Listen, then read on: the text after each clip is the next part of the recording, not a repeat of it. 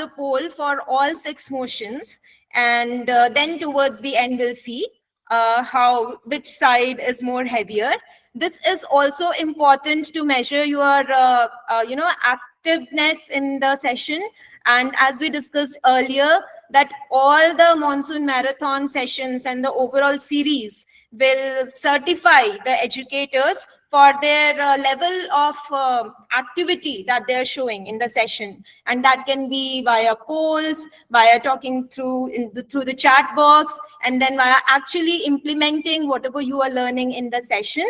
So be active and keep coming on the polls, on the chat box. While we will continue with the session, we will also be interacting with you in the chat box. So yes, I think with that, let's start. And our first motion today is online learning is not effective. And well, this motion has been drawn from the fact that all over the world, the average completion rate of online courses is still less than 5%.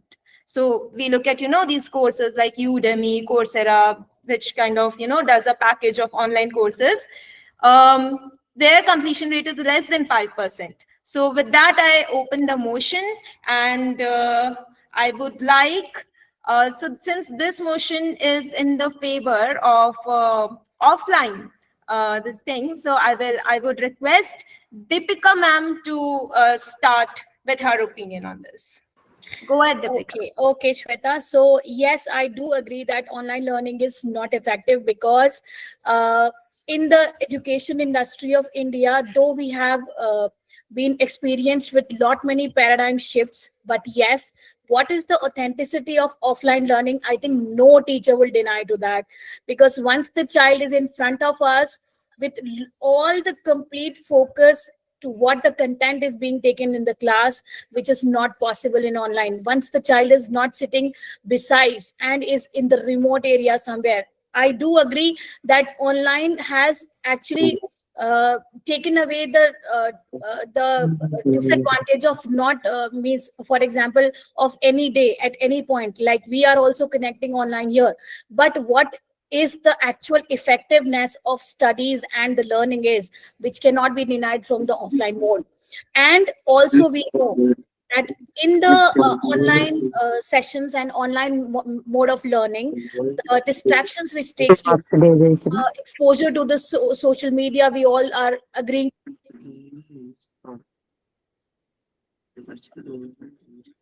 You got muted, Deepika. Can you unmute yourself? And I'm so sorry.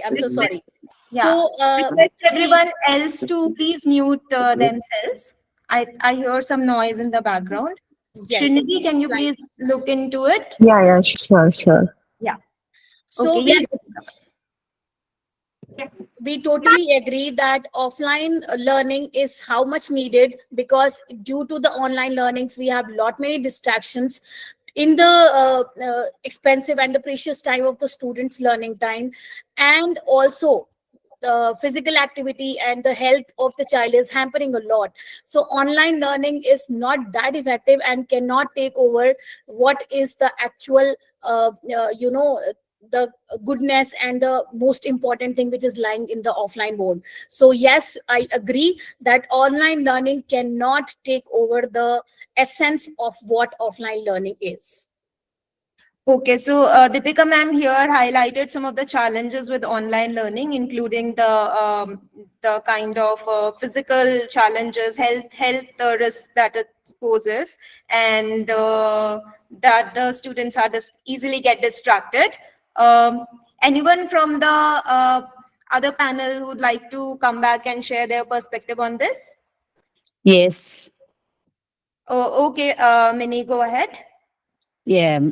As the first motion just goes with online learning is not effective, I would just accept to that, because 100% online is not at all effective. Where offline, I would just favor offline is more concerned or more effective, as ma'am told, because it is though it is the root method or the old method, but here we know that many positive sense or the many positive concerns like creativity of the child, the innovative mentality of the child, the inspiring technical skill of this child could be just come through only if the child is in offline and the teacher student interrelation. As we had just know, no, the teaching or the learning, it's not only the learning with concern with the knowledge from the books, but at the same time, the overall development of the child. The academic excellence, the cultural excellence, the environment excellence comes purely through the offline learning. Got it. Thank you. Got it. So minimum here emphasize that creativity and the innovativeness and tactile skills of a child develop more in the offline setting. So we have two strong points in favor of offline. Anyone else would like to go ahead in the panel? I think we can keep it more, natural and ongoing. Like I don't have to probably call out, and whenever someone wants to speak something, can raise hand and unmute and talk. In the panel members, those who are in the panel members. Yeah, Shweta, can I pitch in? Yes, please, Sanchita. Ma'am. Thank you, Shweta. I was just listening to both of our experts here, and I was thinking that I think when we talk about learning, are we not getting very limited in our definition of learning? I kept listening to children, so in the school context. And today you would not have asked me to come on your panel had online learning not been available, because most of my learning has really come in the online mode. Of course, I did a B.Ed 26 years ago, where the only way of doing B.Ed was going to a B.Ed college and getting my degree there. But after that, I think a lot of my journey, my first exposure to online learning was in my first job itself. And I'm very grateful to my first employers for having created such a situation in school where the teachers could step into the online world and explore things, because before we took it to our students. So let us not limit learning only to school students. Learning is about higher education also. The very same study which talks about course completion, that not a lot of people complete those courses. Now, where does that data come from? So I'll just take one quick example from my own experience. Coursera, we all know, is a very popular online learning platform, and I've done a lot of courses from there. And what's interesting to see is that you can only get that certificate when you pay for it. So there are a bunch of courses that I've done, but I felt that, okay, I didn't want to pay for that because either they were very expensive or simply I thought that, okay, it's not worth so much money. So I'll go through the course content, pick up what I can, but I will not go in for the certification. So when we look at these statistics, so does that statistic also take this into account? What is course completion? Is course completion the final getting of that certificate? Or have I gone through all the modules and I've learned what I could from there? Is that also not learning? So I would be against the motion, and I would say learning is definitely a very effective medium, provided what you're using it for. When you look at professional development, a meeting such as this with so many of educators who are participating in this meeting as well, we're all here for online learning. And I think we're all super engaged here, and we're definitely going to take back something from our discussion today. So yeah, that's my contention. Amazing. So that's a strong comeback from the online side. Yes, this session would not have been possible where all of us are getting to learn so much without online. And Sanchita ma'am also raised question on the credibility of data that is generally published, over these mediums. So anyone else who'd like to share perspective? Yeah, may I come in? Yes, Deepak. Okay. Afterwards. Yeah, hello. Yeah. Uh, in the offline mode, we give a treatment to the personalized learning in a very appropriate way. And research shows that the offline learning is very much effective with the students and teacher communication as far as the personal development of the student is concerned.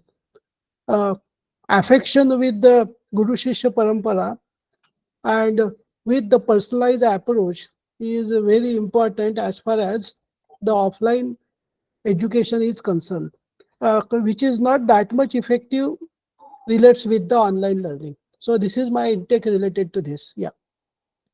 Thank you. Thank you, Deepak sir. That's again a very valid point. Uh, I think we have a couple of more speakers to share their perspective on this. KK sir, I'd like to invite you to share your 2 cents on the motion.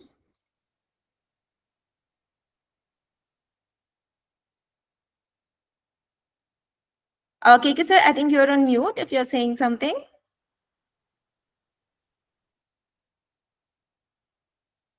Okay, I think there might be some technical issue. We are not able to hear KK sir. Jayanti ma'am, maybe you can pitch in. Yes, Miss Shweta. Yes, what's your take on online learning is not effective? It's not so effective. We don't know how much he is learning out because he may be missing it. That pandemic, it gave the best compliment to us as the online mode. So I would prefer to be on the online, but that effective is not happening in the online classes that are offline classes, because the students, they are much interested to loiter around here and there, and they wanted to celebrate their things. All that will be missing out. They all into, they want to be in the, sorry, yes, it's not so effective. They, I may be interested to teach and I am teaching it in the class, but how he is on the other way, we don't know. So what he is Right. doing, how he is doing, and what kind of mode they are using it, we don't know. But actually, we are satisfied that I am teaching it. He is sitting. That is the only scenario is happening here. But they are not good in that studies and how far I am reaching it. I am trying to reach. But how far I am reaching, we don't know with this online. Got And it. Got coming it. to that assessment or something, then they are now how far they are doing it practically and sincerely, we don't know. Copy pasting, other things will happen. All it is taking All right. place. Got it. Got it. So, I do Jayanti agree to ma'am also Jayanti like ma'am. these. I do agree to Jayanti ma'am because I think we all must agree the fact that due to the online exposure, the academic authenticity has been an issue, because the way the child is doing the assessments during the online mode can't be determined at all. The child is getting 10 on 10, but what is into the mind is actually the question here. So what he or she is getting actively into the class cannot be done in online at any cost. Though hard we try always, but cannot be done if I take about the offline learning, which is more authentic.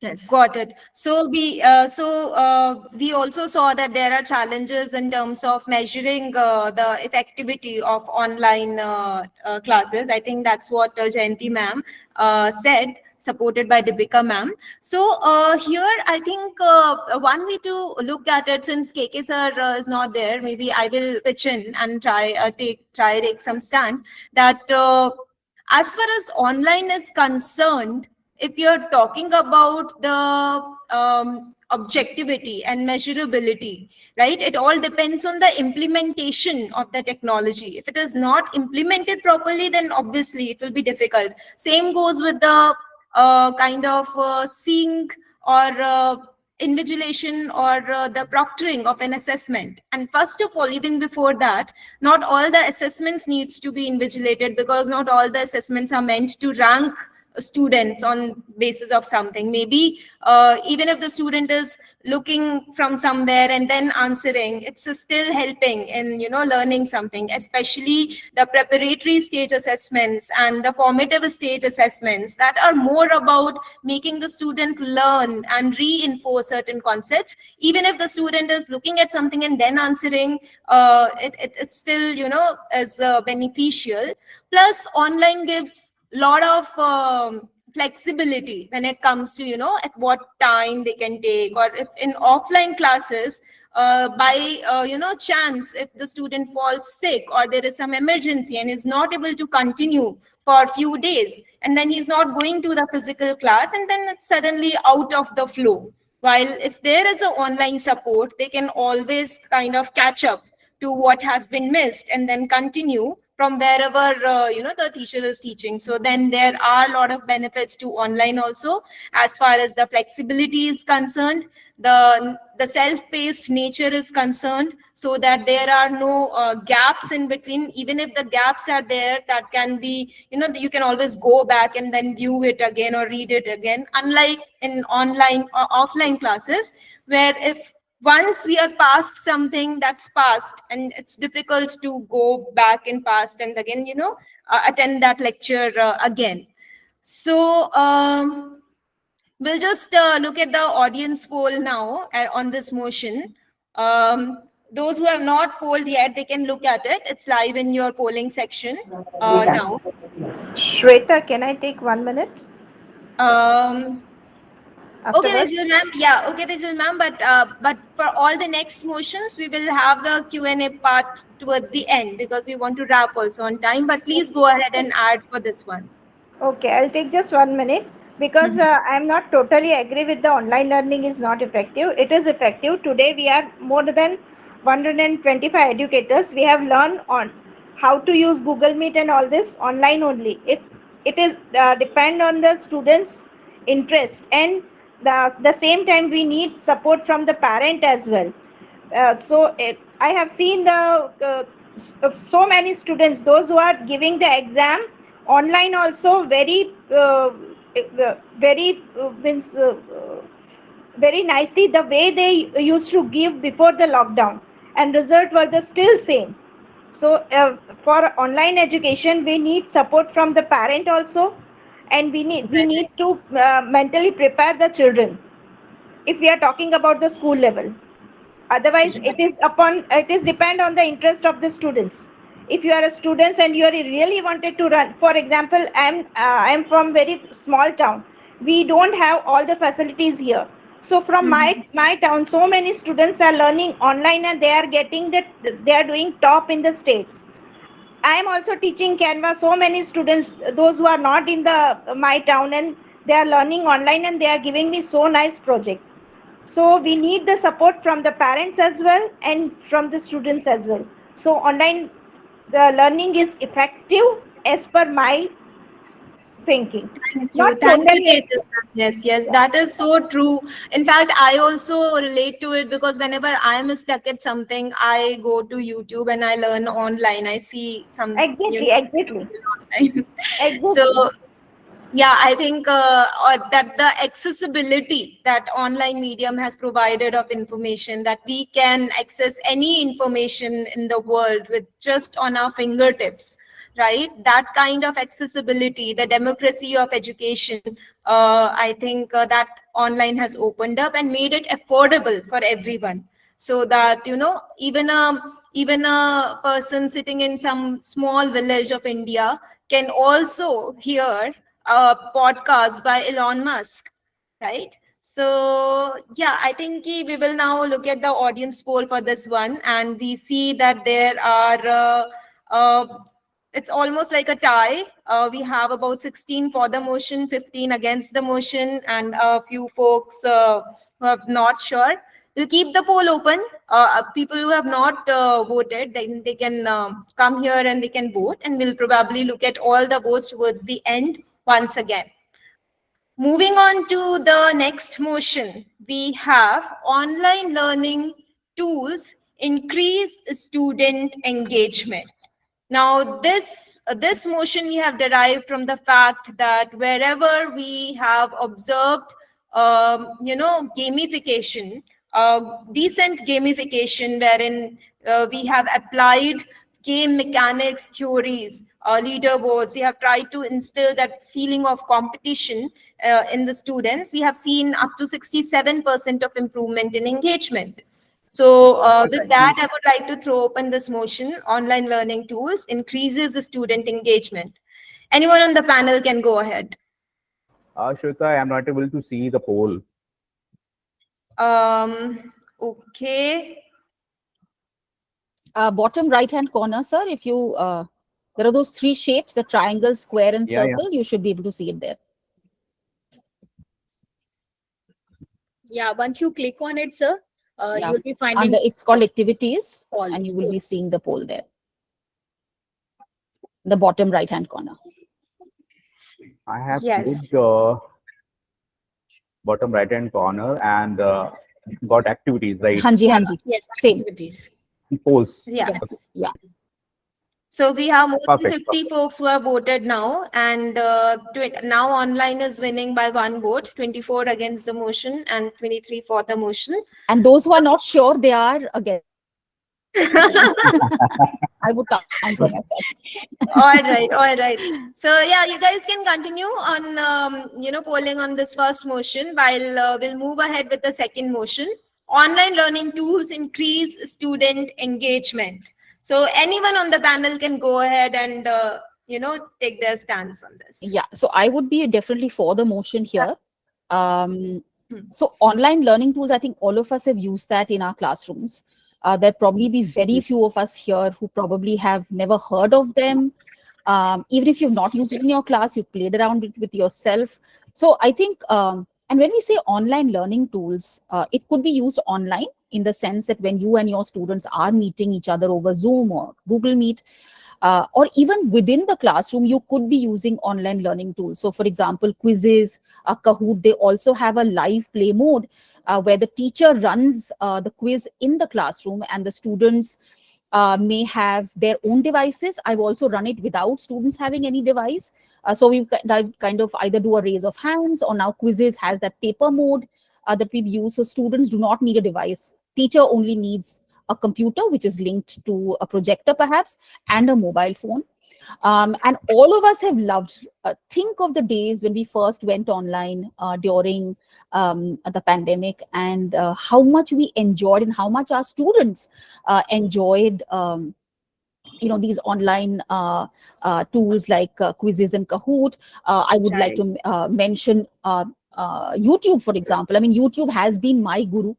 So I have a doubt, I'll first Google something, and if I'm not satisfied, I'll go and look at YouTube and run a search there. In fact, YouTube is the second largest search engine after Google. So yes, so even something as innocuous as YouTube has been a teacher to so many of us. You only need to ask a question, and you will have so many meaningful answers, meaningless ones also. And that's also a learning where you learn how to sift between what is a good answer to the question that I've asked, and what may not be such an effective video, for example, if I'm looking at. All of us have used YouTube videos in our classrooms with our students, short videos, long videos, and I think online learning tools has only increased student engagement. There are, of course, some misgivings, which I'm sure some of the other expert panelists will talk about. But yeah, I am completely for the motion that online learning tools have only increased student engagement. Yes. Great. Thank you, Sanchita ma'am. I also actually totally agree with you. Have used I think Tejal ma'am here would also be strongly in support of the motion using Canva and other visual aids to increase the engagement, class engagement. Anyone who would like to take a stand against the motion from the panel? Yes. Sure, Mini ma'am, please go ahead. Though you are just talking about the online tools, where Mhm. it's actually just in the for motion, I would just take that is only 50%, because the more highlighted portion, whatever tools we study, whatever things we study, beyond all that, there is a experiential hands-on learning, or the thing where we just know real life situation. A child who has studied a thing in its real life situation, who is implemented, then that child has achieved what he has just taken in the theoretical class. So the achievement always goes in the experience or in the real life sense. Only in the real life situation, the child can face the different issues, the different traps, and the child can think in the different angles, like the critical thinking, the problem solving. See, if there is a problem, the child cannot go to any other tool and ask the help. The child should think about that, and the child should study about the problem, study about that case, and to just solve how the child itself only through the experience. As the line goes, experience is the best teacher. So I'm just telling, though there is online learning tools, for the real life situation sense of the child, it requires the experience. The child should, if, for example, if we just tell about, if you show a PPT of the Newton's law of motion, the first law of motion in the screen, beyond that, if the child goes, stands in a bus, travels in a bus, and if the driver would actually just give the sudden brake as the child just moves in front, its body moves in front, then it comes out. So that inertia, the child would never forget what is inertia in their life. In this way, not only this, just I chanted one example. In any of the things, in any of the subjects, the child should experience what it is. Okay, Got because it. in my place, as I'm just saying, it's of the temperature has been increased during this summer. The child could experience up till 43 degrees as the temperature increased, how the human can withstand. So that was a great lesson to the child than telling about deforestation or afforestation, 1,000 classes. No need. Only this experience can make the child to nurses sapling by its own. Thank you. Thank you, Shweta. Thank you, Mini Yeah, ma'am. That was a yeah, wonderful point. yes, Uh, yes. yes, I Deepak am, sir. Please go yeah, ahead. I Yes, am Shweta. also, yeah, I am also in favor of the offline learning related to the social context. In the real life situation, Mm-hmm. if the social interactions that the candidate wants to do with the society, Mm-hmm. then at that time, offline and field interactions are very important. Those cannot be addressed by online tools. Social leadership is another aspect, and social emotional leadership learning is that aspect which has to be taken care of only with the offline learning, and that not only relates with the personalized learning, but it also relates to that of the various type of leadership activities that needs to be imbibed among the students by the seasoned leader and teacher. So offline mode creates a lot in that aspect that I mean to say. Thank you. Wonderful, wonderful. That's again a very good point. So we have that experiential learning is more effective when it comes to offline. And Deepak sir added that Shweta ma'am, excuse Yes, me. Shweta. Once, one half a second. Can you give me the time? yeah, yeah, okay, okay, Mini. Because I'm just telling with my own experience. Because though many of the students, they are just coming out with the soft skills, okay, with the Pythons, with AI, everything. They are just fully entangled with these skills. But at the same time, the same child has to face the life. During that time, in many of the stages, the child could not face. There is a failure. Why? It's because the child is not previously experienced that situation. Right, right. Okay, So, thank you. yeah, yeah, that's a great point. Just something to maybe wonder on if anyone wants to add an angle to this. That these days there are a lot of strategy games, or there are a lot of simulations which actually teach a child that how to deal in a certain situation without actually taking the time and effort of actually being in that situation. So for example, if someone wants to learn how to fly a plane, now giving this actual training is very risky, it can cost even life. So instead of that, the technology has kind of enabled a proper simulation of flying a plane, and that kind of gives the same experience, including the haptics, the sound effect, and the visuals. So anyone would like to add anything on this perspective? Yes, Miss Yeah, Yeah, Shweta. yes, Shweta. See, I have a point for you. Yes. Because like now we are like having for online or against online, like that only having. My Mhm. opinion is we can have hybrid, because we have known the advantages of online after the during this COVID. Okay, Yeah, there are yeah, many Krishna, ma'am. advantages. Yeah, yeah, you're right. So these motions are specifically in a Yeah, certain I know. we are Yeah. just trying to figure out that for what context of a which thing, which mode is better. So Yeah, maybe when but we the thing conclude is, no, because of these two, the other thing, not doesn't go the third option. No, we are like, I can't fully support online or I can't fully support offline. So okay, that's the okay, thing. Yes, those are the. This can be also added actually in the polls. okay, So then everyone will vote for the hybrid only. No one will vote of for course, anything. It is yeah, it that. is meant to just understand the inclination. No, You no. have to Can choose I? one only Sorry. for Can I just now. clarify the motion Okay. again? Yeah. Here, the motion is very clear. I think there is no ambiguity here. Online learning tools. So, an online learning tool can be used online, and an online learning tool can also be used in the face-to-face Offline classroom as setting. well, right? We So, can here we're collaborate just it in talking about an classroom online also. tool. So, can I say that Edpuzzle increases student engagement? Yes or no? So it's not about whether the child is sitting at home and doing Edpuzzle, or whether the child is sitting in the class with the teacher and his peers or her peers and doing that. So I think the question here is very clear.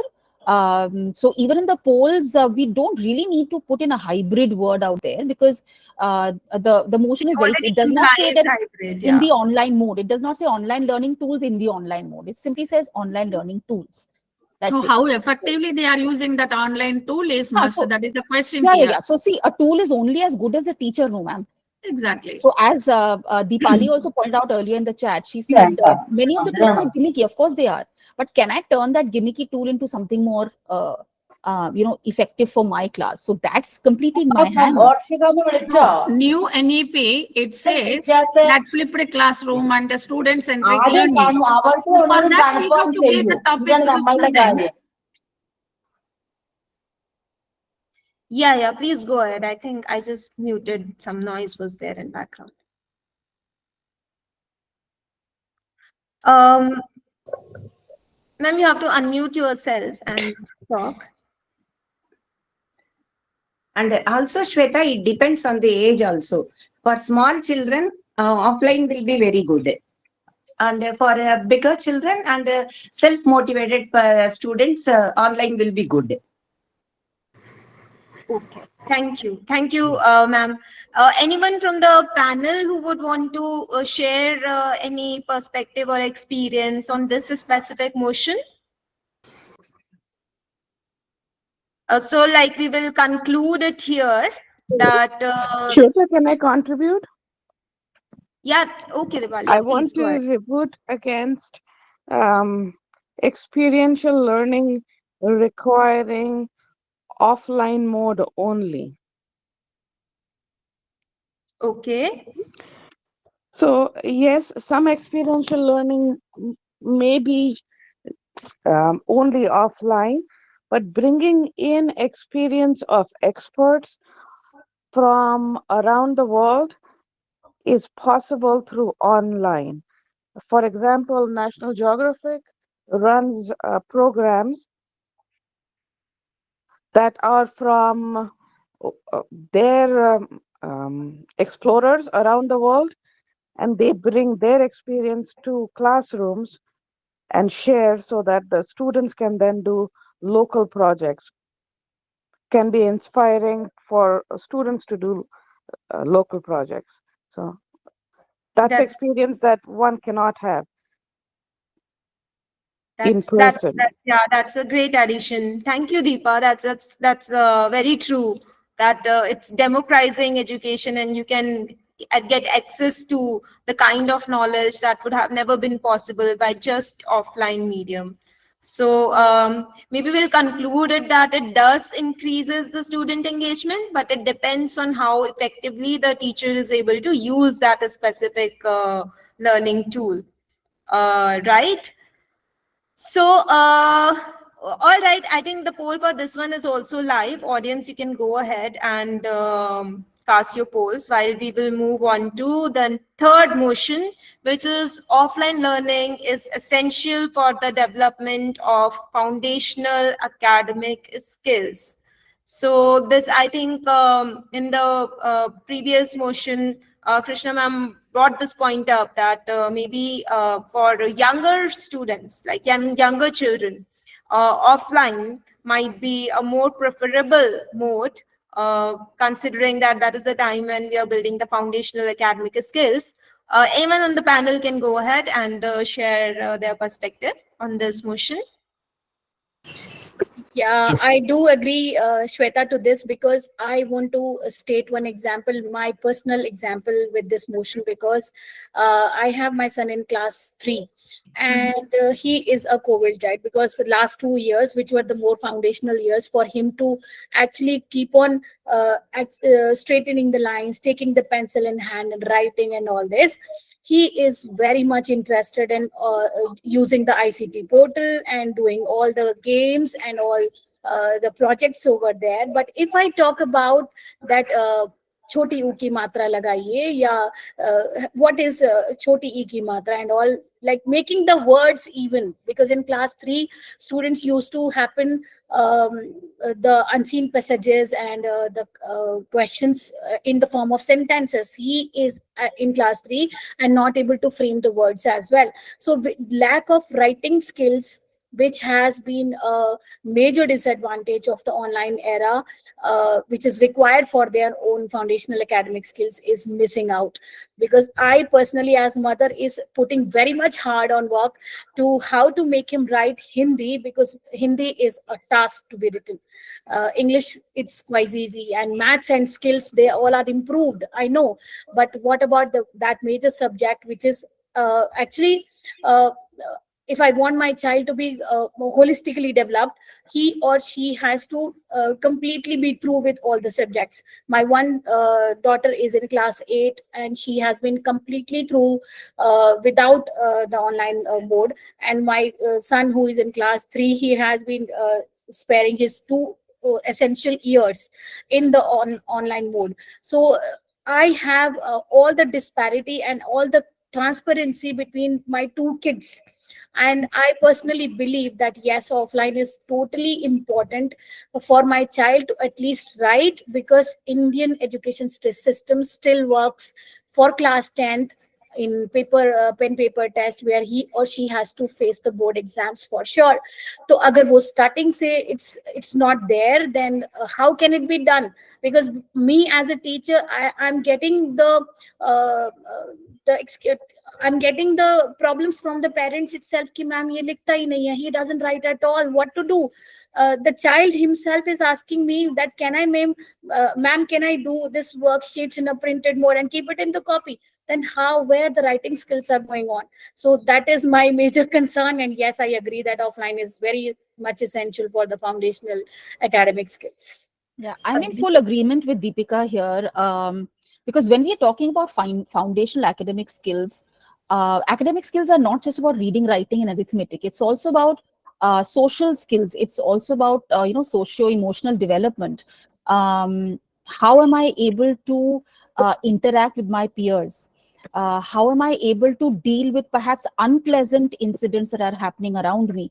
Am I able to support my peers if they are facing any problems? I mean, humans are social beings.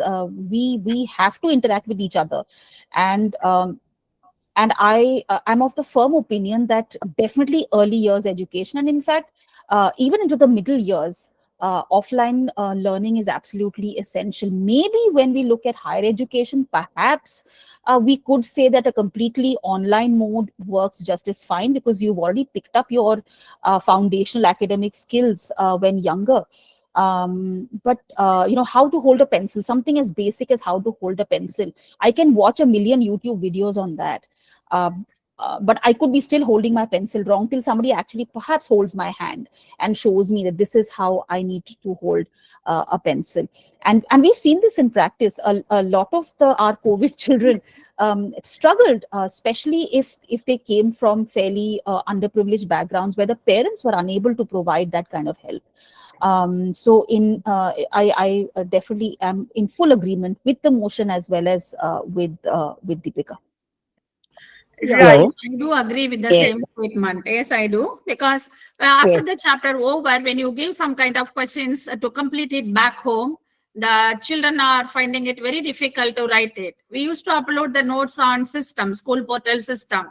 They would like to take the print and keep it in the notebook, stick it on the notebook. If chapter wise, at least 5 questions they are not interested to write, then how can they write? And the writing habit will increase or develop into that to face the reality of the examination. And the spelling mistakes are much. Literature we can consider. We will look into that really to reduce, but other subjects may not be possible to reduce the marking scheme also. But they are away from this system. Reading habit is sliding down and writing.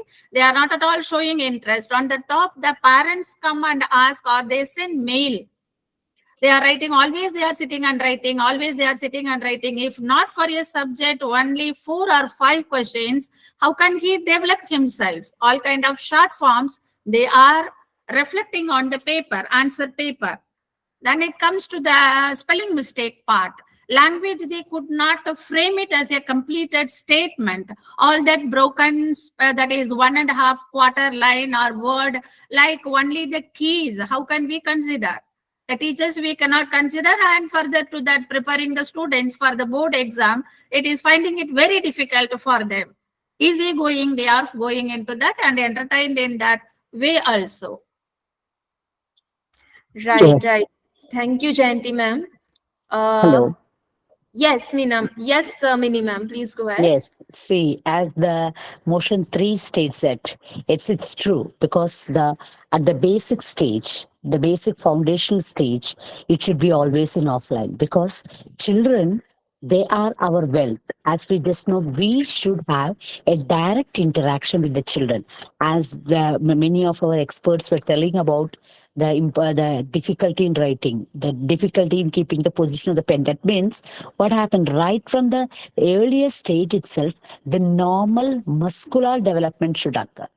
If it is in the online, this never occurs. So the basic, the foundational, that literacy and the numeracy stage, it is based especially for this psychomotor development as well as for the muscular development of the child. Then one point I would just like to add, by this offline learning in the foundational stage, the child can improve its life skills. The child can just have the main concern, the main movement of the life based through its life skill education. It could be improved only through the offline learning system. Thank you. Okay. Yeah, Thank you. Thank you, Mini ma'am. Yes, Deepak sir. Please go yeah. ahead. Only one point that I want to narrate over here. Yes. As rightly said by the panelist, primary and secondary school students, if we think about this targeted area of the students, offline learning is very much essential because imparting basic fundamental and academic skills at this age is possible with the offline learning, and the same sound come out with the earlier discussions. That's all. Thank you. Okay. Thank you. Thank you, Deepak sir. So I was reading the chat and I see that there are a lot of participants. There are a few participants who are supporting that the online mode does supplement in foundational skills also. Um, Maybe we have all come across some small kid who takes phone from his parent, mom or dad, and then wants to watch some rhyme or some song, and then they are able to learn from it, like the normal ABCD and 1 2 3 through that multimedia way. So anyone from the audience who would like to, we will take two audience insights here. who would like to share their experience or perspective with the online learning for younger children? Is there anyone who would like to add anything on this motion? Yes, shall I, Sweta? Yes, Krishna Priya, please go ahead. Yeah, like actually, I was taking classes for primary as well as middle. Okay, the Mm-hmm. primary students, like actually, the parents have to sit by their side. Okay, Mm-hmm. but for the middle students, the parents were not there, Mm-hmm. and they couldn't say, for example, there was no control on the other side whether Mm-hmm. the students are listening or not. Okay. Got it. Mhm. For primary classes, the parents were there and there was a very good response. Through online Got also, there was a very good response. Okay. And right. because of the parents were monitoring, we could take, what to tell, the volume of taking the subject has increased because there is Mm-hmm. no need for the teacher to control like in a classroom, like in a offline classroom. At the same way, we can move with our way of teaching, and the parents were guiding the children there. They were having the control over their children. Okay, that in that case, that online was good, even though it is for like for primary children also. That was good. Got it. Got it. That's a very beautiful insight that you have added, Krishna ma'am. So for primary, under the control of parent, online tools might be adding some value. But for the middle segment, maybe like, we can talk about fifth to eighth, where Krishna ma'am says that because there is no parental control, a student might misuse the technology. But I think there is another angle to this also, that there are a lot of ways that technology itself allows to put certain checks and barriers if implemented properly. So in a lot of learning tools, there are parental controls. So the students don't, move to any other application. They won't be able to access it only in first place. So I think technology has come up with some solutions to this specific problem. um, but I think here we will quickly take a look at the poll for motion 3, and we see that there are about 40 polls, and 34 of them are in for the motion, which is offline learning is more important for the fundamental academic skills. All right, so we'll conclude this motion here. Very beautiful points brought by all the panel members so far.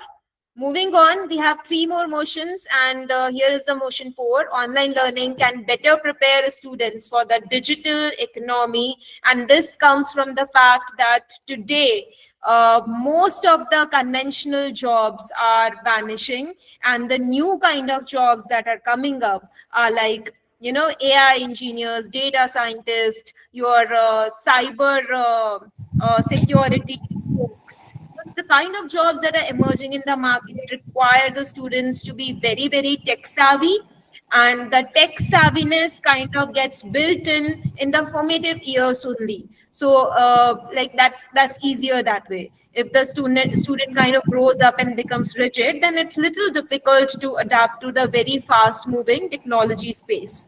So I throw open this motion for the panel members.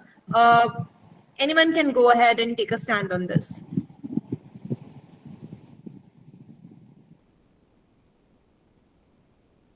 Yeah, may I come in?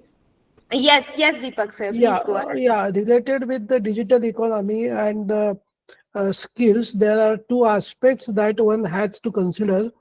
The Mm-hmm. very first one is the use of technology for uh, skills, and second aspect is technology for applied skills. Even though with the general technology skills, there are many challenges with the simulations and all those things if we want to think about the applied skills.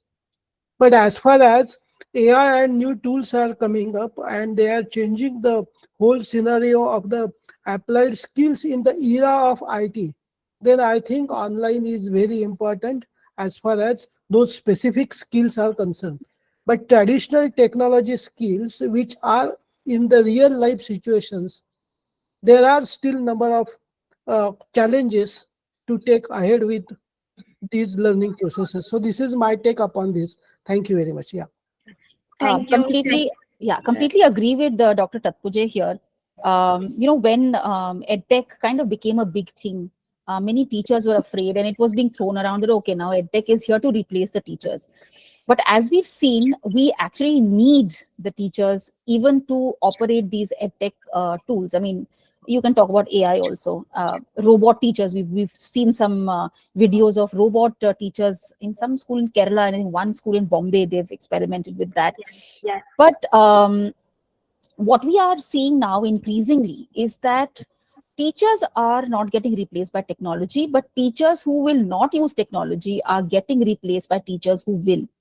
So I think we need to understand that very clearly. Not all conventional jobs are going to disappear, but these conventional jobs are also rapidly changing in the kind of outcomes that they want from a person. And and more we are getting into technology here. And online learning can definitely help prepare students for a digital economy. We talk about collaboration a lot. We've talked about social skills a while ago.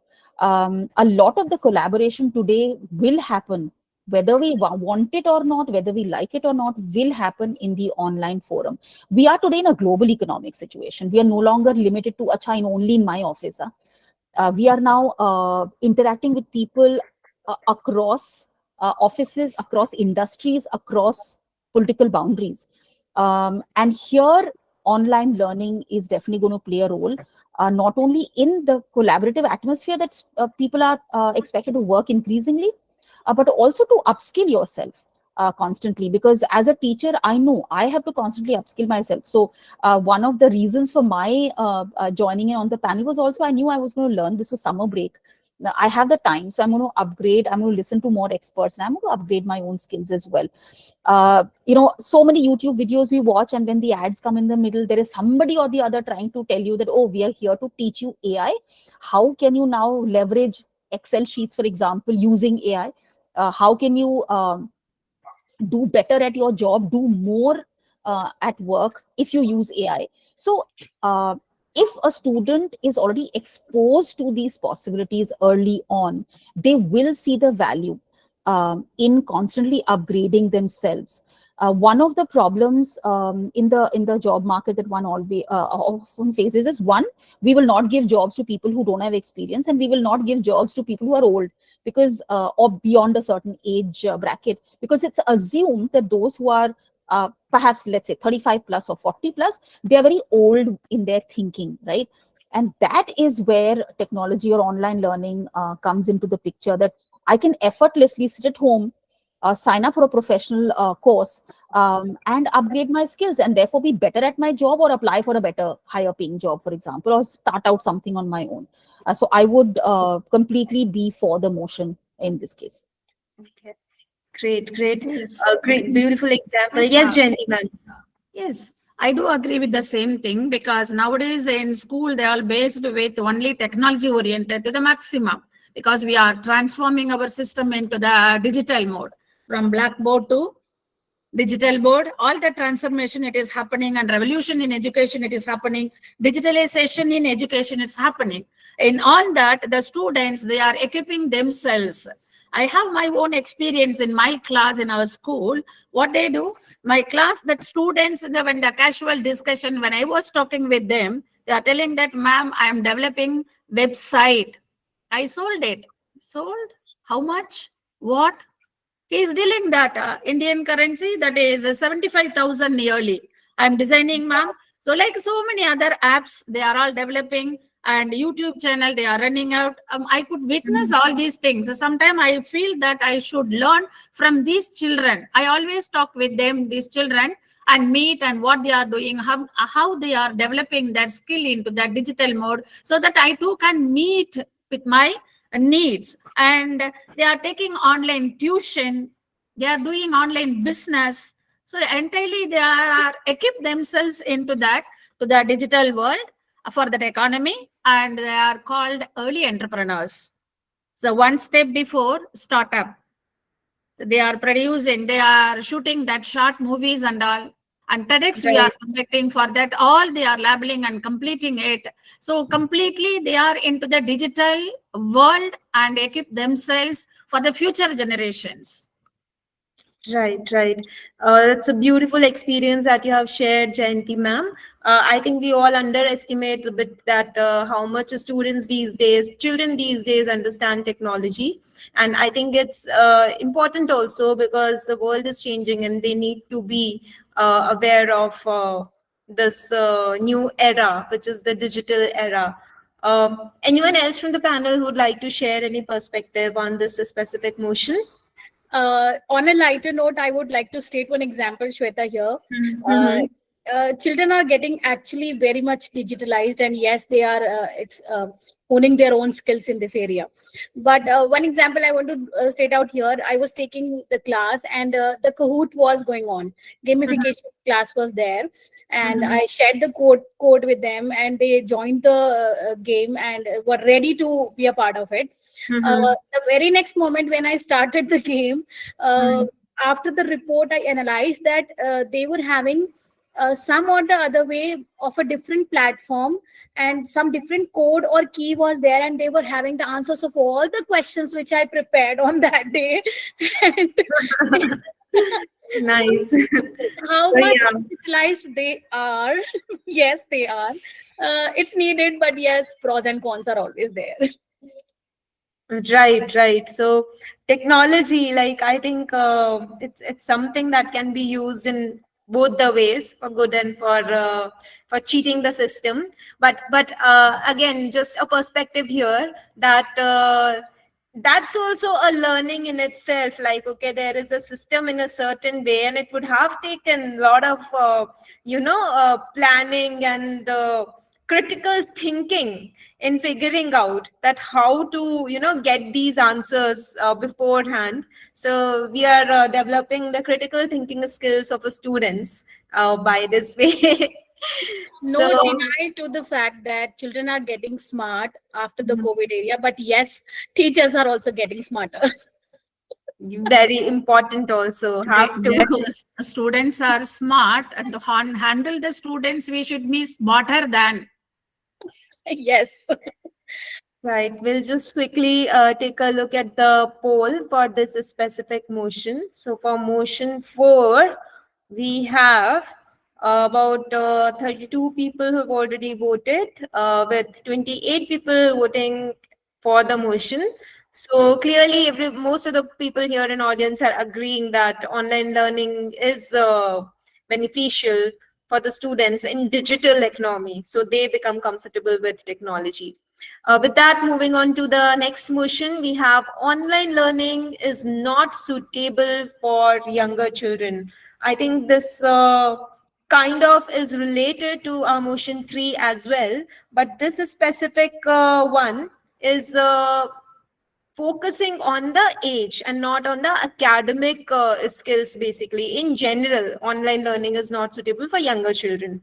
And while we see that, while all of us are convinced that for adults it's a very effective medium who are kind of self motivated. For example, there are 77% of corporates who are using online learning, and they are actually seeing improvement also in their revenues by up to 30%. So it's proven that for adults and for little responsible students, maybe 10th, 11th, 12th, 9th, 10th, 12th.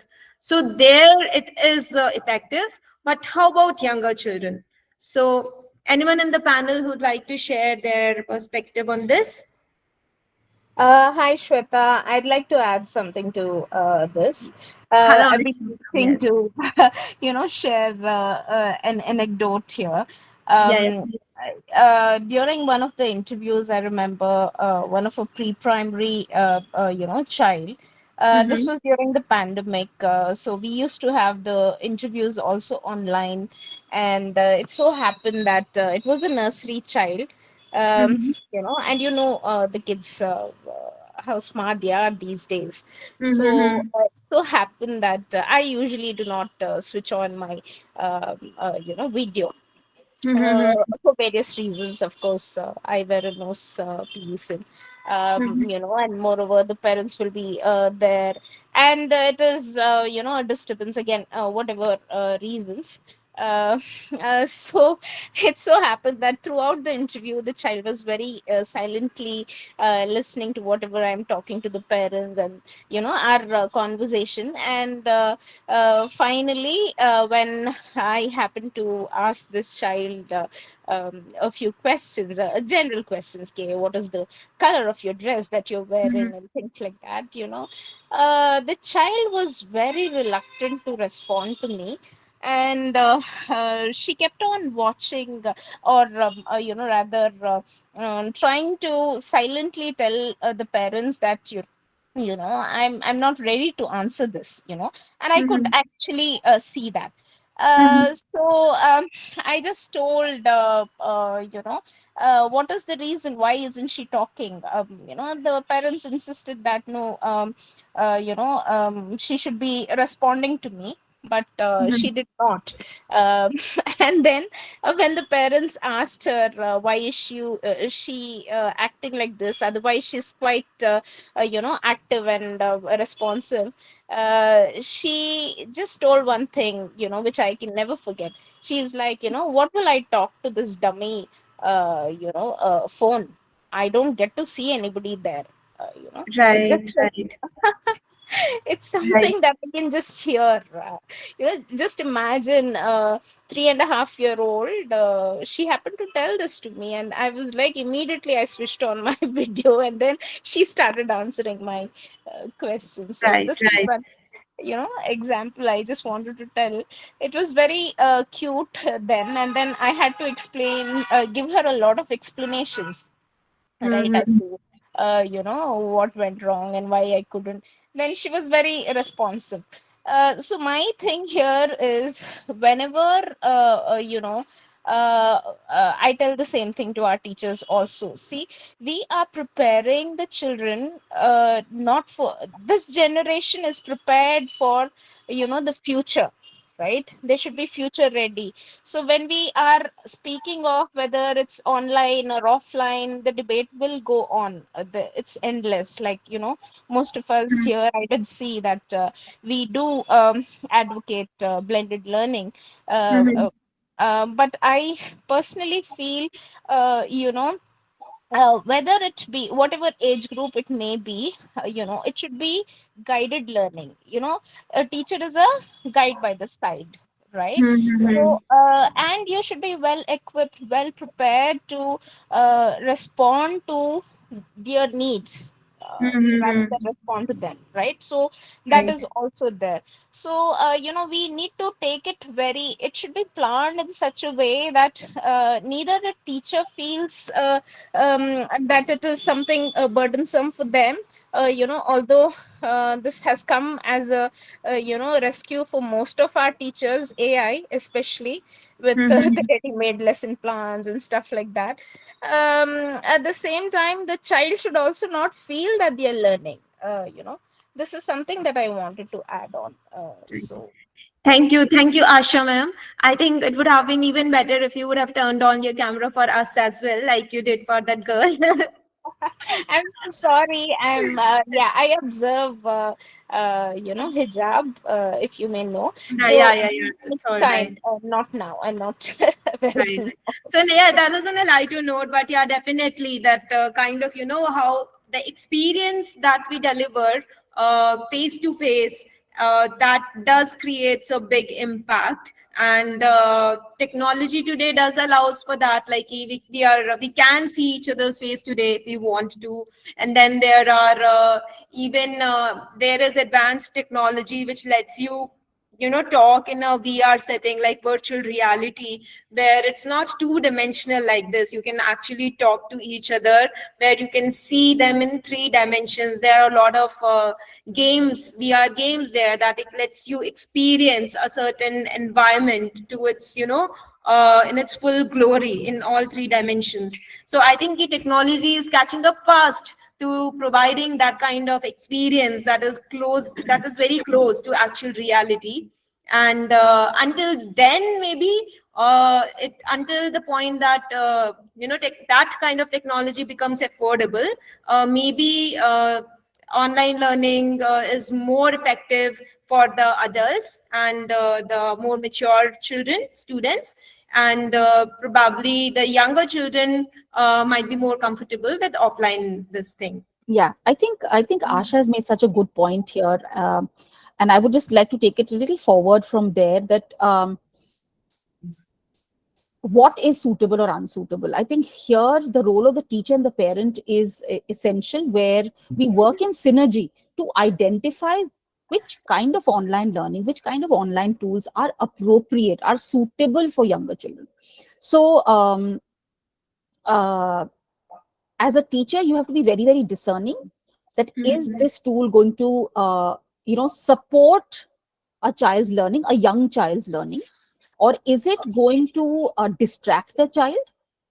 So does it have too many bells and whistles? Is the child getting distracted with all of that and is unable to therefore focus? How much time the child will be required to spend in an online environment? How safe is the tool in terms of protecting the child's privacy and overall physical and emotional health? So I think I would not just say I'm completely against or for the motion here, but I would say here both parents and teachers, schools have to work in tandem to identify what is the best for a young child. So I would not outright say, okay, online learning is not suitable or online learning is suitable. I mean, how many of us, my niece has just had a baby, and she really enjoys a lot of the baby songs that one plays online, and Right. she responds to that. So I think that is learning as well. So we have to be very careful about what material, what tools we are choosing for the young children for their learning. So I think we have to be very, very careful there. Right. Yeah, I think, I I'd was like to add one more. yes, Jayanti ma'am, please go ahead. It's online for younger children. It's not so safe, I could say that, because they are playing games. They are very much addicted to this kind of game, and when the students are not getting time and they are not permitted from their parents, they are literally say that I'm depressed. In school, they are walking around and I want to meet counselor. I'm asking them, why you want to meet counselor? For what? In these 8th standard, 7th standard, what do you want to meet? Why? Then they say, I'm so depressed. I'm so much under tension. What kind of depression? What is that meaning out of it? Do you know that? Why are you saying that? What is that? No, they are not allowing me to play. Play what? So these all dialogue and discussions were happening. Out of it, what was the result? The parents are not allowing. They are getting depressed. I want to meet the counselor. I don't want to listen. Parents are not getting in school work. They are Right. not doing. Parents sending mail. These all things are happening, and it is literally taking their time, not taking, killing their time, and to the extent, unfortunately, we have to mention this word, taking the life of their children. Very sorry Right. to mention this one. That's a very serious point that you have brought up. I'd just like to add here that because of urbanization in general and the kind of lifestyles, the urban lifestyles that we are living, as individuals, as families, as parents, it has created a certain environment for a student where they do not get to experience the childhood in its full glory. Like, how we used to go out and play in open grounds. Those open grounds are not there anymore. But it's a basic requirement of a child, in the growing years, that they need play. play is important. Games are very, very important for the cognitive development of a child, especially in the formative years. And because he's not able to, have that kind of play in reality, they find it in online medium, which is actually, in a way, better than not playing at all, because research has kind of showed that people who are very good gamers, who play games, they are smart, their IQ increases, their aptitude increases, their hand motor coordination increases, right? And yes, I see there are some comments coming in that physical activity is something that kind of gets missed out. Yes, but it is better than, you know no physical activity, no mental activity is worse than no physical activity and mental activity. While we also have to try for the best case scenario, and there are certain games which require them to actually move around, even in online setting. And if yeah, it's more like, cycling, skating, dancing, and then yoga is the all-time this thing if we can put them into early age. Uh, but that would be digressing too much from the topic. And in the interest of time, maybe we'll conclude this motion here with a quick look at the polls for this specific motion. So for motion 5, we have 74 polls, wherein it's almost most of the people are in favor of the motion, about 38, but then there are a lot, about 30, which are against the motion as well. So we'll conclude all the motions towards the end, just right after this last motion for the day, which is online assessments are more efficient and accurate than offline assessments. Anyone on the panel, please share your perspective. Okay, can I? Yeah. I'd definitely be for the motion in terms of online assessments definitely being more efficient, saving teacher a lot of time. Students getting immediate feedback. To give you just an example, I can do an MCQ on pen and paper, and I can do an MCQ using an online tool or a digital tool. So if I'm doing a pen and paper mode, student submits it to me, I take it out of class, and when I have a free period between my packed timetable, I will have to find some time, check them back, and it may be an entire 24 hours before the child gets to see his or her responses on their MCQ sheet. Whereas if it's done in a digital mode, I can set it up so that the students can also, I can set up the autocorrect mode. And, as soon as the student has submitted, within a few seconds, they'll be able to see which answers they got right and which they got wrong. And it's an immediate feedback for the students. So as a formative tool, definitely online assessments are very, very powerful. In terms of saving teacher a lot of time and students getting immediate feedback. They can retake the test. Like what I do with a lot of my online assessments is that if they've got answers wrong, they can go back and reattempt those questions, right? So they will, if not in one attempt, at least in 4 attempts, they will get the answer right. So they are learning as they are doing that quiz. Coming to more detailed assessments, for example, if they're writing longer answers, I think we are still struggling with that as far as online tools go. They're not as smart yet to really check for the accuracy of the answer. Also because it leaves so much leeway for the student to express his or her thoughts in such a diverse. So if there are 40 children in my class, all 40 students may have written the correct answer, but in different ways. And right now, I'm not familiar of any online tool which will, accurately assess this kind of an assessment. So here, definitely the teacher's human perspective has to come in as well. But when we talk about formative assessment, I think online assessments are super powerful here. Thank you, Sanchita ma'am. So yes, there are a lot of benefits to online assessment, and I personally feel the biggest benefit is that the kind of time it saves for the teachers. So a research says that a teacher can save up to 70% of the time in just the evaluation.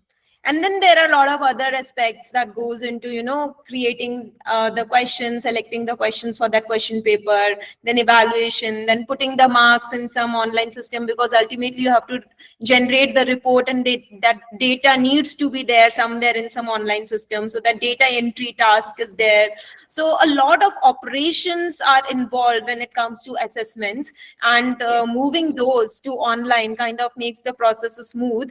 And something that I we are do not. agree with you, Shweta. I do agree with this same. It is when it comes to the general, can I? Yeah, please, Jayanti ma'am.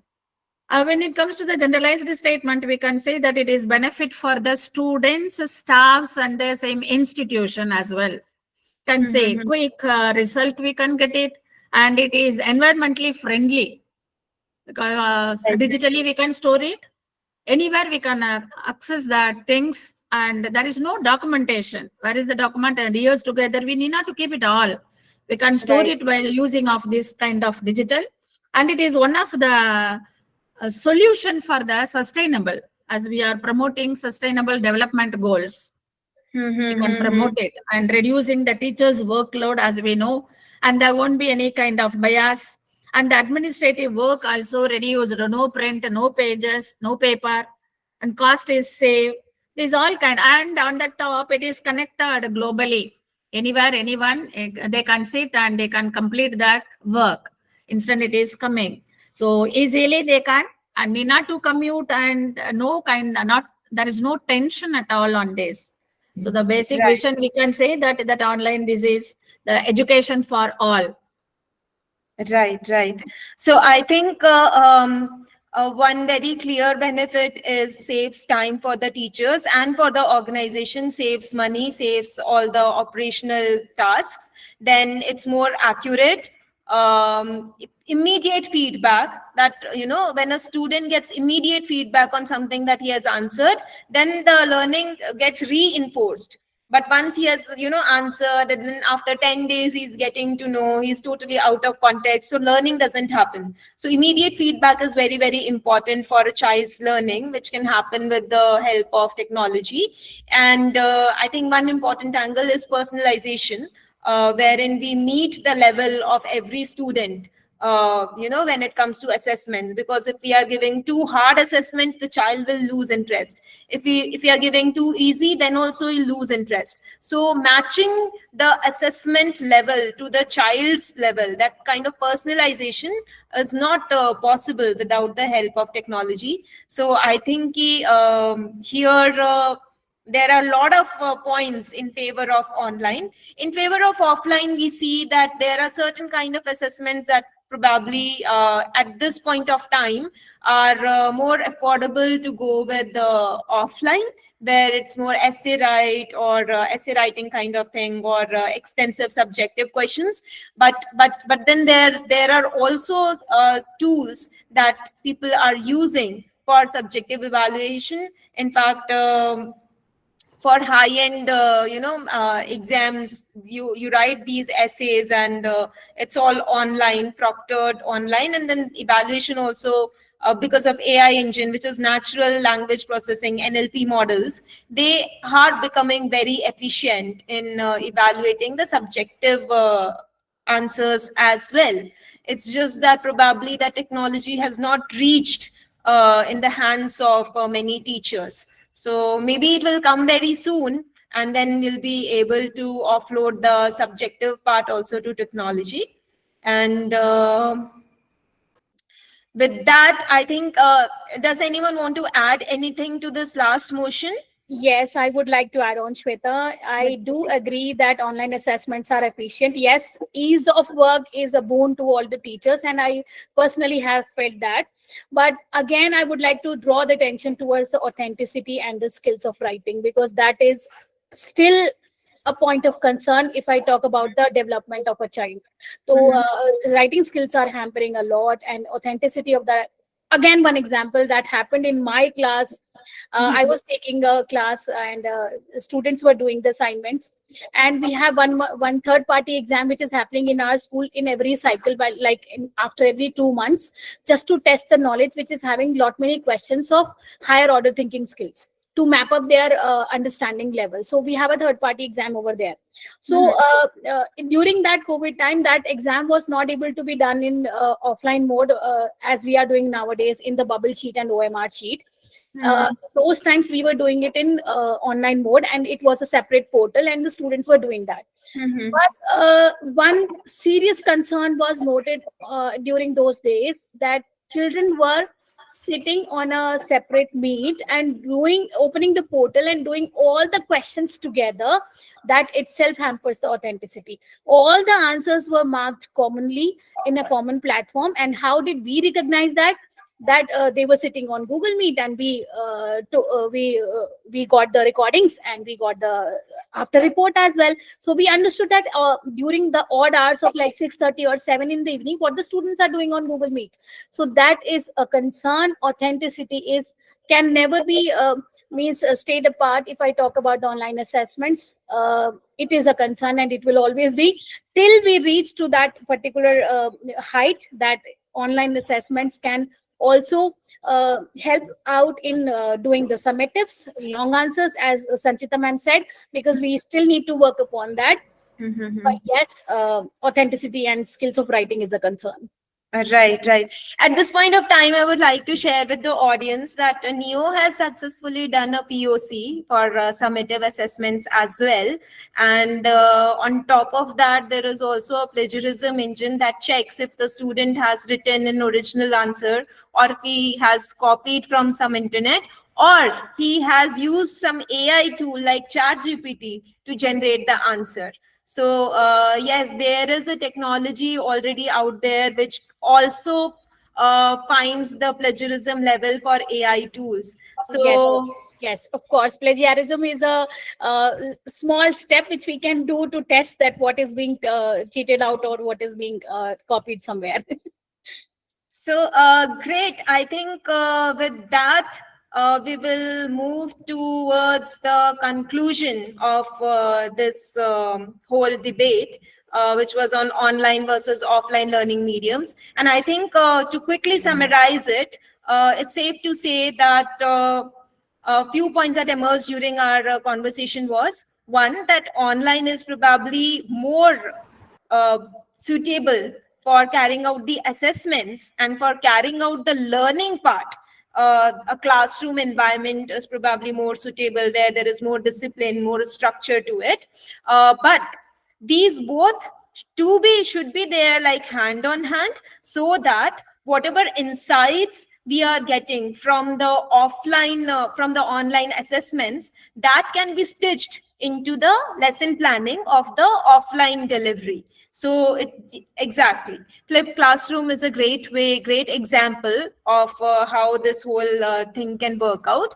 Apart from that, we also discussed that probably online is more suitable for more mature students, and for younger students there have to be a parent or a guide who should kind of be in control or present always. And one very important thing, I think that would be the crux of this whole thing, that no one would, it's not a debatable topic, that teachers need to be more tech savvy, because we have to prepare the students for the 21st century, the digital era. It's a digital economy. They need to be very savvy with technology, but it should be driven by teachers. Teachers should define how they are using it. We have to teach them how to use technology in an efficient way, and for that we first have to enable ourselves with technology, understand how it works, what's possible. I think there are a lot of things, a lot of possibilities out there which a lot of us don't even know. It's a lack of awareness, and then after awareness it's a lack of access. After access, it's a lack of maybe usability or implementation, that it gets a little difficult to find time and try out those hot technologies that are there in market. So I'll quickly move on to why we are conducting, these sessions at NEO, so we can solve for all of these problems that teachers face in adapting to technology. Starting from awareness, we want to make sure that you are aware of what are the possibilities with technology, so you can choose that, okay, in this context, this specific technology is something that will make it easy. So let me try it out. And we also want to make it accessible and usable for you, to make sure that it's not, another task on your plate or another thing on your plate, and it should be easy to use. It should save time and not take time in, learning that technology and implementing. So now we will quickly move to the conclusion of this specific workshop. So the idea was to reinforce that, what are the areas where we should start using technology very soon, so we can save our time and put it where it actually needs our attention, which is basically your lesson plans, the way you are structuring your classroom learning, right? Reduce your operations. And for that, I think most of you might already be aware of the objective of this monsoon marathon, wherein we are we want to make sure that all the teachers in this neo community become very adept to using technology for implementing assessments. Like, that's the first step that we can take. That's the easiest to adapt technology in that direction. And for that, I'm hoping that most of you have already started giving worksheets using your neo assistant. And for those who have not, I will quickly show the demo. I think some of you had already requested for it. So how you can do your formative assessments in just 3-4 taps. For that, I will share my screen, a little video here. Excuse me, ma'am. Yes. Good evening, ma'am. Yes. Good evening. Please go ahead. Ma'am, I tried yesterday one worksheet from first flight, and today when I was trying once again in front of my other colleagues to show them how the questions are there in the worksheet, I failed to reopen it. Okay. And even I was not able to go on the other worksheets also. Okay, I'll help you with this. Maybe after the event, you can connect with me. Meanwhile, we'll just see how the whole flow works from top once, so that if there is any step that Certainly. be missing in between, you will understand. If it's still there, then maybe you will look at it once again. I'll just put on this one on mute. So I hope my screen is visible to everyone. Since a lot of teachers had requested for a video demo, we'll just see that quickly here, how you can start using AI technology, the most advanced neural network technology, to drive formative assessments in just 3 taps. It will take less than 30 seconds. So the moment you kind of log into, the moment you download this Neo Assistant, you just have to put in your number, and remember to put in the same number for the feedback forms, because your certificates will come on that number only, right? So you put in your number, you put in the OTP code, and then you type in your name. With that, you just put in your school. So later, there are some competitions that we are running on the student side. So Battle of the Schools and all. So it comes in handy there. You just pick your class and subject, and then you choose whatever chapter you want to do the worksheet on. All the chapters would be listed there already. You can also choose the subtopics within a specific chapter. Your worksheet would be ready, and you can share it with your students on any medium, be it WhatsApp or Google Classroom or anything like that. So this way, in less than 30 seconds, you can start, driving formative assessments, teacher-driven formative assessments for your students. And once you have done at least 10 worksheets, then you will start seeing the magic that data will bring to you, the kind of insights that data will bring from whatever information or whatever responses your students have given, because it will gradually start getting personalized, and you'll get to know that, okay, what is your learning state of the class at current, and then that information will become helpful in designing your lesson plans. So that's for future. But for the beginning, like the first step in this whole journey is to start giving the worksheets. That's where it all starts. And for that, I think I would just share the QR code for those who are yet to kind of try out this for formative assessment. And I'll also share the feedback form now in the chat. Srinidhi, please share the feedback form in the Yeah, it's chat. already there in the chat. Yeah. Yes, and I want to show it to all the teachers. One more thing, the certificate. Shweta ma'am? Yeah. Ma'am, it's only for classes 9th and 10th? No, it's for class 3rd to 12th for now. It's for Like all the, one of my colleagues, she tried for the 8th class but failed to open any of the worksheets. So no, will you please make it sure to record the way of procedure of or each step, how to unlock and how to open the worksheet or reach to the worksheet. And once we've attempted first worksheet, then how to go to other worksheet. So please yeah, all right. record I in will share. I the will group. share these videos that I showed in the demo right now. I'll share it in the group also, so that everyone else can also refer to after our call. Certainly. Yeah. And one important announcement regarding the Monsoon Marathon certification. So I think you all might be getting the certificate of participation, which does not actually tells much about how much you implemented or anything on those directions. The authenticated certificate. As you all know, one thing I would like to share, that NEO is Microsoft backed, and authentic certificate for which will actually quantify and testify your progress in implementing the formative assessments will be given out to you towards the end of this Monsoon Marathon series. And there are three categories of certificates. One, which would be the outreach champion certification. So the more students you share, you get your personalized worksheets too.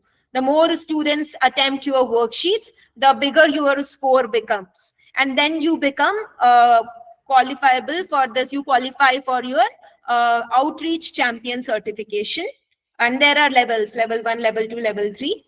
The second category is for how many times or how consistently you are giving worksheets to your students. So even if you have a small set of students, but if you are giving them worksheets, almost every day or every alternate day, you are consistently giving out the worksheets, then you get the certificate of dedicated nurturer, which will testify your consistency in this initiative. And the last and the topmost certification is the holistic progress certificate, which will take into account how many submissions you have got on your personalized worksheets, which will be a function of how many students take it and how frequently you have assigned them worksheets. So if you have more students and then you are giving them worksheets every day, then automatically your number of submissions will go up, and that would be the ultimate metric of this whole series. So request you all to do because in the next series of this, that would be very technical, and we would be looking at how to do the reporting, what metrics to look in the report, and how to interpret it, how to draw out the actionable insights. And I want all of you to have those data points with you, so you can actually do some hands-on or do something meaningful in the next sessions. So before that, it would be very important that you give out these worksheets so you can make sense out of that data, the reporting and the evaluation and the remedial action plan wala worksheets, the workshops. So I think I hope that all of you get the actual certification, which will testify your progress in this whole direction of adapting technology, starting with the formative assessments. And yes, a lot of people are still asking for feedback form. I think it's already shared in the chat box. I will just pin it for you again.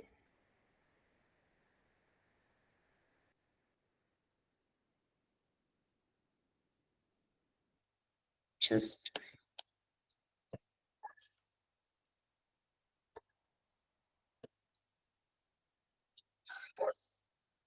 so we have pinned the attendance form.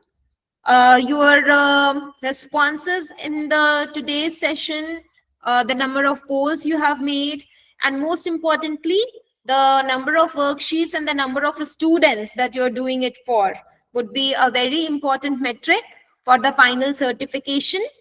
And also it would be important for the upcoming sessions, which would be on reporting and the drawing actionable insights from the reports. So to help you all, maybe we'll also share some videos in the group so you can understand how to navigate through. And apart from that, if you have any issues, like if you're not able to understand how to go about it, I will share, you can directly reach out to me and I'll help you with that. And Srinidhi will also help you with that. Srinidhi is here on this call. She's also from our team. I'll share her credentials also. She's also there in the group. You can reach out to her as well. So yes, thank you everyone. It was a lovely session. Thank you all the panel members for bringing out beautiful insights. We have recorded this session and we will put it on the YouTube, and we will also share the transcript and handbook from all the learnings that we have got from the session, where to use which mode.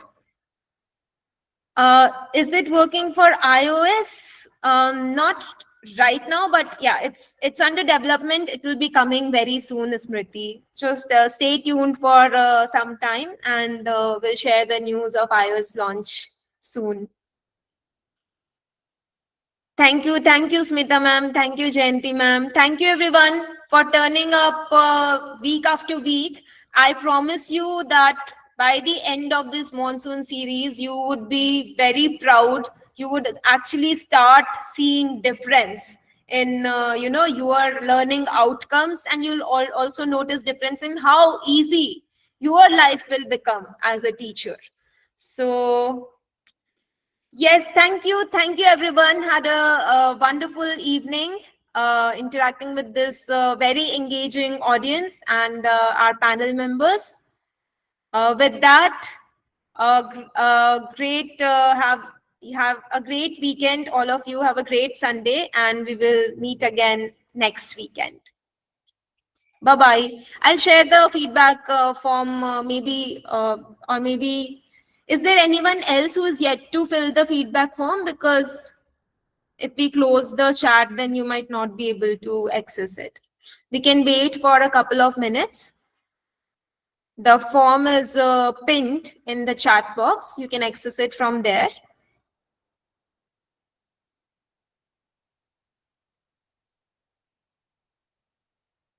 Just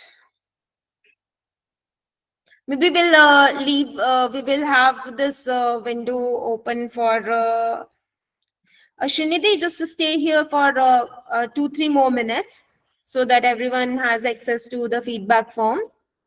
I think you are also one of the hosts. So if all the hosts leave, then the meeting will end.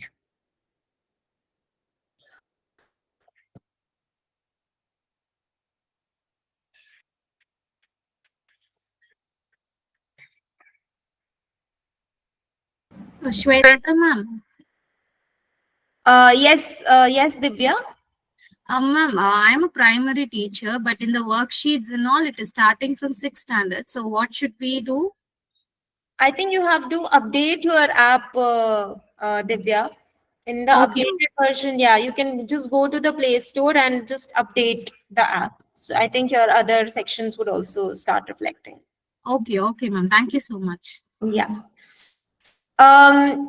I can actually stay for 5-10 minutes and help if you know maybe you can start sending some worksheets right now, so one task is done, you don't struggle later. So you can try it out. If you want, I can share the demo video once again if you need help. Yes, Kanchan, you want to say something? Hello, excuse me. Good evening, ma'am. Yeah, Anju, please go ahead. Yeah, ma'am. In the feedback form, there is a question: how many worksheets will you give to the students? है ना? So, Yeah. but for the summer break, we've already assigned homework, and we are not allowed to send personal worksheet like my own section and all that. We believe in the uniformity, like we have 6 sections of each class in our school, है ना? So we can't send worksheets like this. So what to do with that? Then Just after maybe, the you know, summer just break, I'll be able to send after the summer break, but not nowadays. okay. So when is your summer break ending, Anshu? 3rd July. 3rd July. So that will block you for the next workshop. You might not be having any data in your this thing. So what you can do is, what I can suggest you is, just for the sake of, uh, to get comfortable and understand how this whole system works, how this technology works, personalization works, maybe have a dummy classroom. Just create, not, don't map it with the school. You can create one classroom and add few students, maybe from your family or your neighborhood, who are Right. in certain class, and try out with them. Right. And then once your school opens, then you can create another classroom where you can add your school students, class students. Definitely, definitely. Thank you so much. Yes, all right, Anshu. So others, I think it would be a good idea if you also try it out right now and send few worksheets right on this call itself, so that one task is off your plate. So when you wake up Like tomorrow my and own check farm. your app, then you'll be able to see some data there. Then you'll start getting, excited that okay, something is there. So if Ma'am, yes, Divya. ma'am, even after updation, it is showing from the 6th standard only. What subject are you looking at, Divya? I'm looking at science, ma'am. Which grade you From want 2 to? to 5, I'm handling. 2 to 5. Right. So 3 to 5 is there.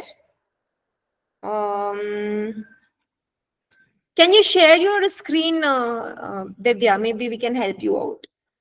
Ma'am, 1 minute. I'll join through my mobile now. Yeah, yeah.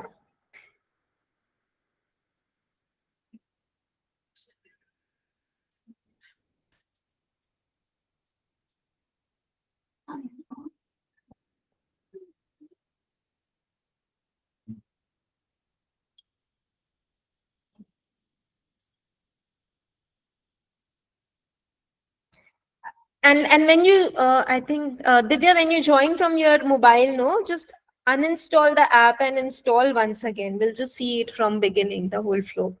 Okay, ma'am. Hmm.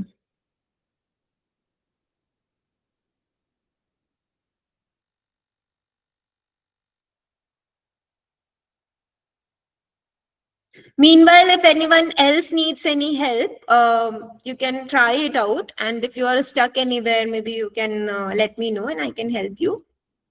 All you have to do is send few worksheets to some of your students. So you have some data when we, come back and meet again next weekend.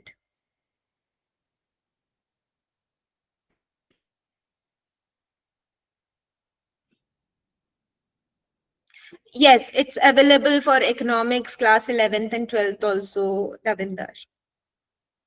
Not all the chapters might not be unlocked initially, but as you start sending worksheets, they will gradually get unlocked. So to unlock more chapters, you have to first send worksheets from the initial chapters. Thank you, Anshu. Thank you, Davinder. I hope that in the next workshop when you come, you have a lot of data and rich insights that we can discuss. So in the next workshop, I would want more participation from the teachers. And I would ask you to share your reports from your students. So you should have something to show and showcase.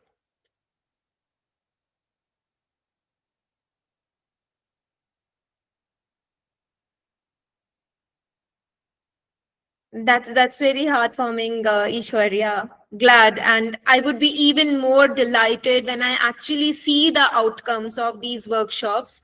So do share worksheets with your students, and try and get their feedback also. How is their experience with the whole experience of taking your worksheets? And maybe you can share it with some of your teachers also, your colleagues also, and bring them in the next workshop. Yes, we can see your screen, Divya. Now go to your new assistant.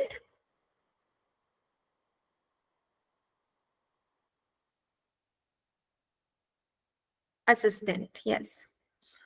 Install.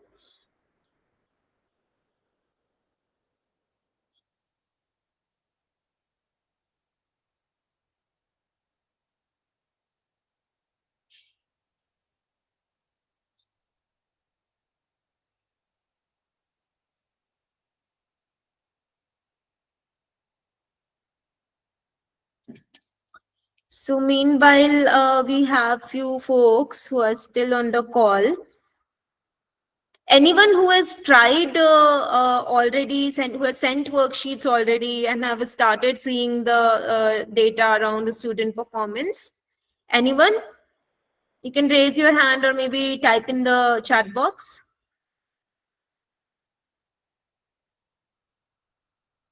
I'm just out of 20-25 folks who are there on the call. Would love to know how many have shared the worksheet. So I'm just launching one small poll here. If you can tell me from the poll itself.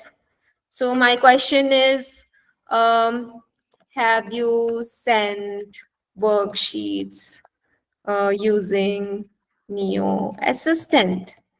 And your options can be yes, not yet, and the poll is live. Whoever is on the call, please just quickly give a response to this poll, so I get an idea that how many of you are yet to try out the whole thing.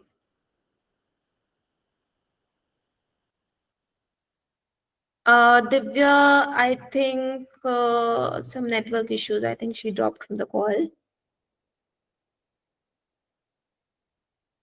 Okay, not yet. I am getting few votes on not yet. Maybe try it out right now. It won't take more than 5 minutes. I think 1 minute to download, and then another 1 minute to install, and then another 1 minute to send the worksheet. 3-4 minutes, you'd be done. So what I'll also do is, if it is difficult to get from the QR code, well, QR code is there already. I will share the link also, or it's also there in your group description. So you must be there in a student circle, Neo's educator circle, and in the group description of that, you have the link. So you can download the app from Play Store using that link, and then in 2 minutes, send out personalized worksheets to your students. Sharing the link here in the chat box. This is the Play Store link from where you can download that AI application for sending out the worksheets. So just click on that link, download the application. You just have to put in your name, phone number. Remember to put in the same phone number that you used to give the feedback form. So your certificates will come there. And choose any grade that you are teaching subject and send the worksheet. It will take like 2-3 steps are there. So Ishwarya, you're saying downloaded the app. Would you like to share and show everyone how to send a worksheet? It would be really nice if you could share your screen. Even I want to look how it's working like in your devices. Yes, Ishwarya. Yes, your screen is visible. Thank you so much. And here you have your new assistant. Great. You are teaching class 10th and class 6th, is it?